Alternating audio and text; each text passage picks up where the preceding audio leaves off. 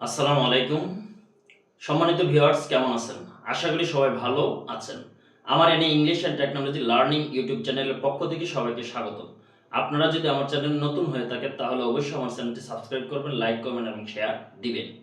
আজকে যে টপিকটি নিয়ে আলোচনা করব সেটা একটি গুরুত্বপূর্ণ টপিক। বিশেষত যারা এসএসসি পরীক্ষার্থী এবং ইন্টারমিডিয়েট পরীক্ষার্থী তাদের জন্য খুবই ফলপ্রসূ একটি ক্লাস হবে আশা করছি। আপনারা ক্লাসটি দেখতে পারেন। আমরা জানি ট্রান্সফরমেশন থেকে আপনাদের পরীক্ষায় প্রশ্ন থাকে। ট্রান্সফরমেশনের একটি বিষয় হচ্ছে অ্যাসার্টিভ টু ইন্টারগেটিভ সেন্টেন্স। আমি বিগত দিনে অ্যাসার্টিভ টু ইন্টারগেটিভ করার বিভিন্ন রুলস নিয়ে আলোচনা করেছি। আজকে আপনাদেরকে দেখাবো আবার যে অ্যাসার্টিভ থেকে কিভাবে ইন্টারগেটিভ করা যায়। তাহলে লক্ষ্য করেন, he is going to school, সে বিদ্যালয়ে যাইতেছে। এখানে লক্ষ্য করবেন ইন্টারগেটিভ করার সময় প্রথমে অক্সিলারি ভার্ব বসে। তাহলে এখানে অক্সিলারি ভার্ব হচ্ছে কি ইজ, এরপর নিয়ম অনুসারে আপনি নট দিবেন। তাহলে আমি এখানে প্রথমে লিখব কি ইজ, এরপর নিয়ম অনুসারে আমি লিখব কি নট, ইজ নট, এরপর নিয়ম অনুসারে আমি দেবো কি হি, ইজ নট হি। এরপর আমরা যাব কি ভার্ব, ভার্ব হচ্ছে কি গোয়িং, গোয়িং টু স্কুল। শেষে আমি দেব কি প্রশ্নবোধক চিহ্ন। দে ডিড দ্য সাম, তারা অঙ্কটি করেছিল। দে ডিড দ্য সাম, এখানে ডিড হচ্ছে ভার্বের ফার্স্ট ফর্ম। তাহলে আমরা জানি ভার্বের ফার্স্ট ফর্ম যদি থাকে সাবজেক্টের পরে তাহলে সেটা হবে ফার্স্ট ইনডিফিনিট টেন্স, আর ফার্স্ট ইনডিফিনিট টেন্সের অক্সিলারি ভার্ব হচ্ছে ডিড। তাহলে আমি প্রথমে কি দেব ডিড, এরপর নিয়ম অনুসারে আমি দেবো নট, ডিড নট, এরপর দেবো কি সাবজেক্ট, সাবজেক্ট হচ্ছে দে, ডিড নট দে। এরপরে ডিড হচ্ছে ভার্বের ফার্স্ট ফর্ম। তাহলে আমরা কি করব, যখন ইন্টারগেটিভ করতে যাব মূল ভার্বে ফিরে আসব। তাহলে did not they do the same. লাস্টে আমরা প্রশ্নবোধক চিহ্ন দিব। He had gone to market, he had gone to market, সে বাজারে গিয়েছিল।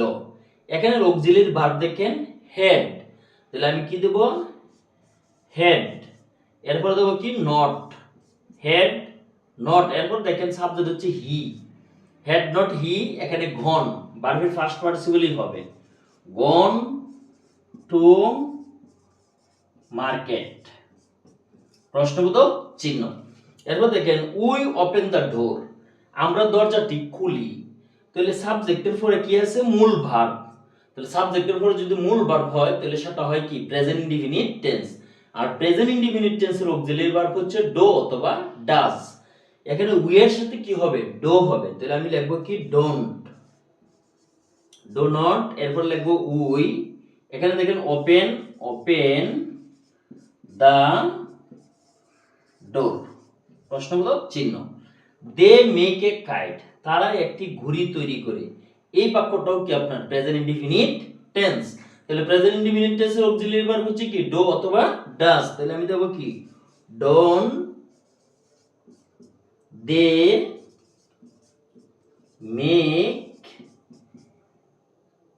মেক এ কাইট, শেষে প্রশ্নবোধক চিহ্ন। এটা একটা রুলস অনুসারে করেছে, অর্থাৎ এখানে দুইটা রুলসের ব্যবহার হয়েছে। একটা হচ্ছে আপনার প্রেজেন্ট ইনডিফিনিট বা ফার্স্ট ইনডিফিনিট থাকলে কি হয়, এবং আরেকটা হচ্ছে অক্সিলারি ভার্ব থাকলে কিভাবে হয়। লক্ষ্য করেন he does not read the book, তাহলে এই বাক্যটাকে আপনি কিভাবে ইন্টারগেটিভ করবেন। এখানে দেখেন he does not read the book, বাক্যটা আছে কি নেগেটিভ। আমরা জানি যখনই আপনার নেগেটিভ থাকবে তখন ইন্টারগেটিভ করার সময় মূল অক্সিলারি ভার্ব, ইন্টারগেটিভ করার সময় অক্সিলারি ভার্ব প্রথমে বসবে, এরপরে সাবজেক্ট বসবে, এরপরে মূল ভার্ব প্লাস অবজেক্ট, এখানে নট উঠে যাবে। যেরকম he does not read the book, এই বাক্যটা হচ্ছে present indefinite tense, auxiliary verb হচ্ছে ডাজ, আমি লিখব ডাজ, এরপর সাবজেক্ট হচ্ছে হি, ডাজ হি, নট উঠে যাবে। তাহলে does he read the book, প্রশ্নবোধক চিহ্ন দিতে হবে। We have not written the story, এই বাক্যটা দেখেন নেগেটিভ, তাহলে নেগেটিভ থাকলে আমরা কি করব অ্যাফার্মেটিভে রূপান্তর করব, কিন্তু ইন্টারগেটিভ হবে। অক্সিলিয়ারি ভার্ব হবে কি হ্যাভ, হ্যাভ উই, এখানে নট উঠে যাবে, এরপর লিখবো কি written, have we written the story, প্রশ্নবোধক চিহ্ন। এরপর লক্ষ্য করেন I never do the work, আমি কখনো কাজটি করি না। নেভার থাকলে ইন্টারগেটিভ করার সময় এবার বসে।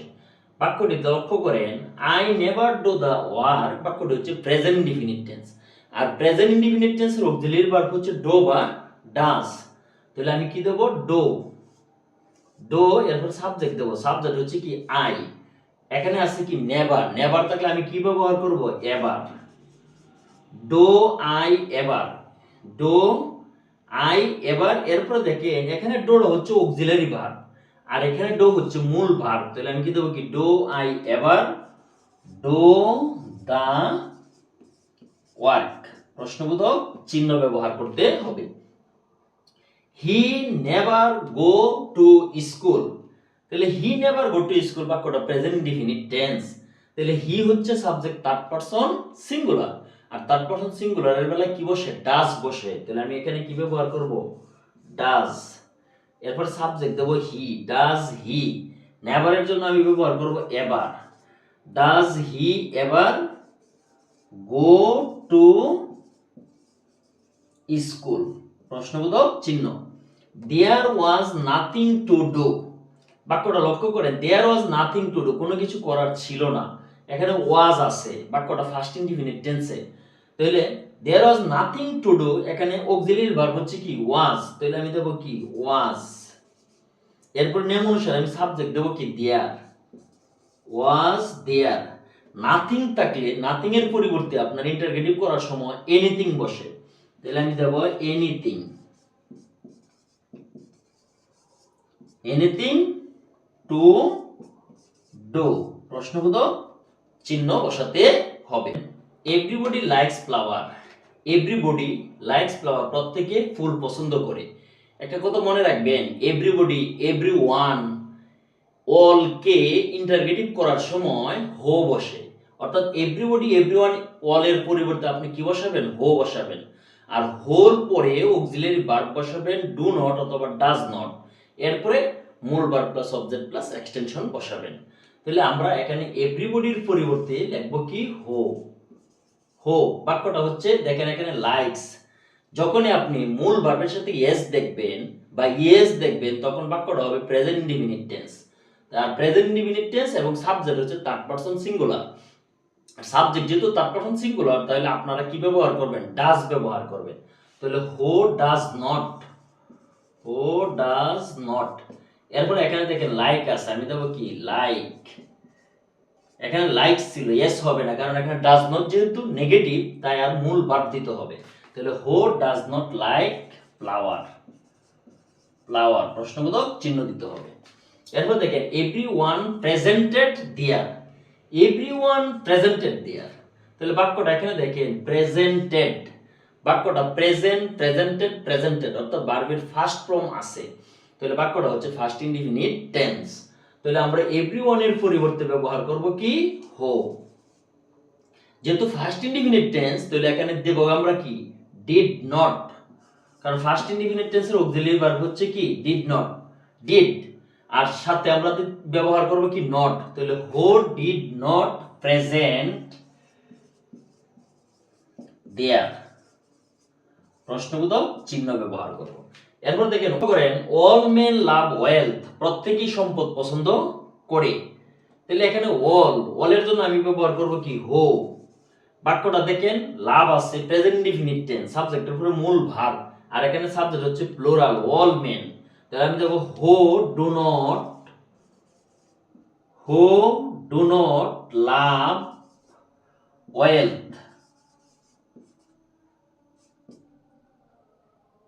প্রশ্নবোধক চিহ্ন। এরপর দেখেন no one can do this, no one, none, none one, যদি শব্দগুলো থাকে তাদের পরিবর্তে আপনি ব্যবহার করবেন কি হো, এরপরে বাকি অংশ ব্যবহার করতে হবে, তাহলে নো ওয়ান এর পরিবর্তে আমি বসালাম কি হো, বাকি অংশ হচ্ছে ক্যান ডু দিস, তাহলে হু ক্যান ডু দিস প্রশ্নবোধক চিহ্ন হবে, কারণ এখানে নো ওয়ানটাই ছিল নাবোধক, তাহলে আমি বাক্যটাকে করব কি হাবোধকে রূপান্তর করব। None can read the book, তাহলে আমি লিখবো এখানে কি হু, এরপর দেখেন আছে কি ক্যান, তাহলে who can read the book, লাস্টে আমি কি দেব প্রশ্নবোধক চিহ্ন দেব। আশা করি আপনারা কিভাবে ইন্টারগেটিভ সেন্টেন্স অর্থাৎ অ্যাসার্টিভ থেকে কিভাবে ইন্টারগেটিভ করতে হয় সেটা বুঝতে পেরেছেন। আপনারা নিজেরা এক্সারসাইজ করবেন। এখনো যারা আমার চ্যানেলটি সাবস্ক্রাইব করেননি, আশা করছি আপনারা আমার চ্যানেলটি সাবস্ক্রাইব করবেন, লাইক কমেন্ট এবং শেয়ার দিবেন। সবাইকে ধন্যবাদ দিয়ে আমি মোহাম্মদ নুরুল আমিন, সহকারী শিক্ষক উপলার বাজার উচ্চ বিদ্যালয়, নবীগঞ্জ এখানেই শেষ করছি। আল্লাহ হাফেজ।